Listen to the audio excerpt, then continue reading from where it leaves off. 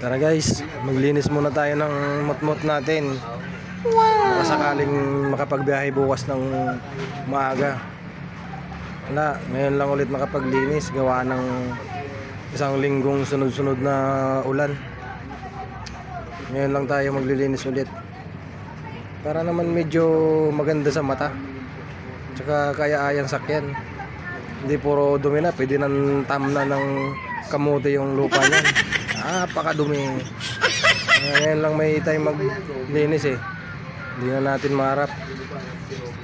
Baka sakaling kumita bukas. Wala na tayong panggas. Kaya kailangan nating bumiyahe bukas. Magmumubit muna tayo bukas, sideline.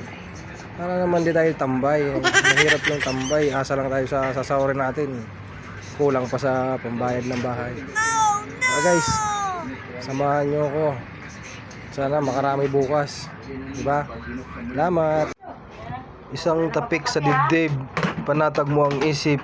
Wag na wag kang may inip. Kusayan sisilip. At bibisita rin ang araw na magkakatotoo ang laman ng panaginip. Isang beses lang tayo mabubuhay sa mundong to. Wala nang ulitan.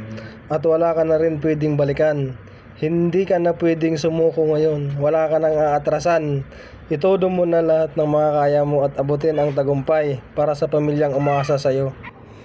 7 katotohanan sa mundo na hindi mo kayang gawin sa sarili mo. Una, di mo kayang gawin sabunin ang mga mata mo.